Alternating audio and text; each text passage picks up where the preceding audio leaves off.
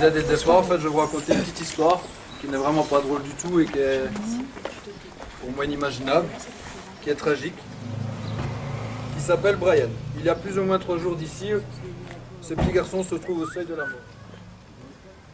La mère et son beau-père ont eu l'idée de le frapper. Dans les coups qu'ils lui ont portés, il y a eu un traumatisme crânien, hématome généralisé, brûlure, morsure, lésions neurologiques irréversibles. Il n'y avait plus 1 centimètre sur le corps de peau en bon état. Alors j'ai quelque chose à vous dire, je préfère franchement voir mourir ses parents que de voir ce petit bout qui n'a rien demandé en tant que martyr pour le restant de sa vie. Car messieurs et mesdames, pourquoi je dis ça? Parce que ce petit garçon vient d'être amputé de son sexe. Alors franchement désolé de ne pas pouvoir crier franchement cette histoire haut et fort, mais j'ai honte en fait. Franchement j'ai une honte. J'ai honte de laisser ces gens vivre en paix, et j'ai honte de cette gouvernance qui ne mérite pas de porter les couleurs de mon pays et qui les protège. J'ai honte qu'il n'y ait plus de cordes sous nos grandes places. J'ai surtout honte pour ce petit bonhomme de laisser vivre dans ce monde atroce qu'on nous impose.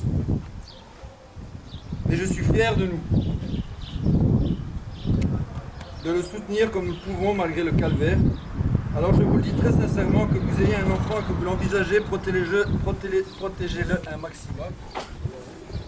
C'est un cadeau venu du ciel. Que le peuple m'entende, je vous demande pour toutes ces petites victimes, dénoncer chaque acte de suspect. Sachez qu'il y a 80 millions de personnes dans le monde qui ne savent même pas avoir d'enfants. Mais alors il y a des centaines de millions qui sont victimes d'abus sexuels et dont on n'en parle pas. Alors j'ai encore plus honte. C'est des services sociaux ici à l'heure actuelle qui est au courant de ce qui se passait depuis le mois d'avril.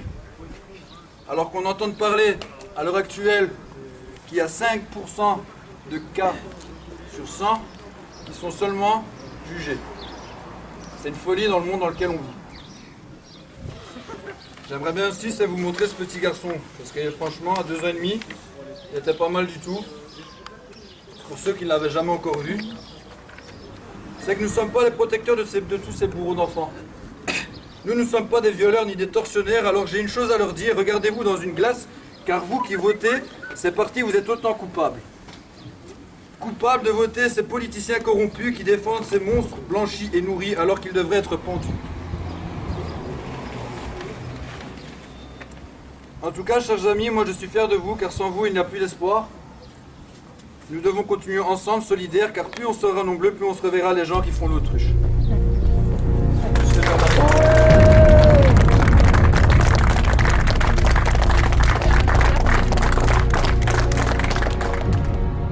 Voilà, merci à Philippe pour son beau discours tellement réaliste.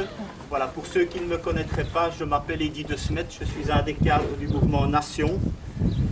Donc voilà, et l'important ici, c'est vous êtes assez nombreux, mais il ne s'agit pas d'être, le problème n'est pas d'être un nombre certain, le problème c'est de faire l'action, c'est de se mobiliser. Et nous ne sommes pas des usurpateurs comme les partis traditionnels du système, nous bougeons, nous avons bougé à Malone, et ici nous sommes dans la semblable thématique, c'est-à-dire nous sommes dans le registre des crimes odieux à l'égard des enfants. Nous avons bougé pour la libération conditionnelle de Michel Martin et je peux dire que franchement la pédophilie peut être assimilée à ce genre de pratique ici, c'est-à-dire la maltraitance d'enfants. Alors au-delà de ça, qu'est-ce qu'on demande ici? Qu'est-ce que demande concrètement le mouvement Nation? C'est-à-dire des peines très sévères pour des crimes de telle sorte, des peines incompressibles. Vous savez aussi, au niveau de la libération conditionnelle, il y a eu un durcissement de la législation. Nous demandons aussi l'abolition de la loi Lejeune qui est parfaitement obsolète. On va maintenant, comme je l'ai dit, jusqu'à la moitié de la peine. Mais ce n'est pas suffisant. Nous demandons au moins une peine assortie aux 2/3, une peine de sûreté.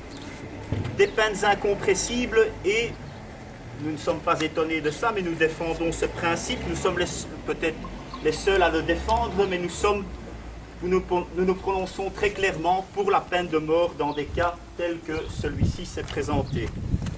Alors, qu'est-ce qu'on peut encore dire de toute cette analyse? On peut encore dire qu'il y a un manquement au niveau de l'éducation, notamment le rôle de la mère.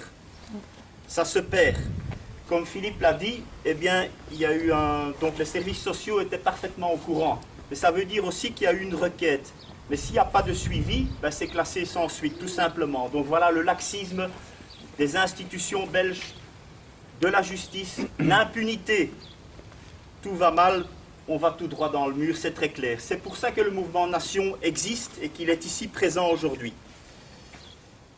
Donc voilà, je pense que j'ai fait le tour de la question et voilà, on demande un renforcement de la législation, donc des peines très sévères, pas de pardon, parce que ce sont finalement des cas pathologiques où l'auteur n'éprouve jamais de regret. Donc voilà, il n'y a pas d'erreur judiciaire possible puisque tous les paramètres sont vraiment là, c'est indiscutable, l'erreur judiciaire n'est pas possible. Donc voilà, j'en ai presque terminé. Je vous remercie de votre venue, de votre attention. Et alors je dirais bien fort et haut que les murs s'en souviennent. Après moi, mort au bourreau d'enfants. Mort au bureau d'enfants. Mort au bureau d'enfants.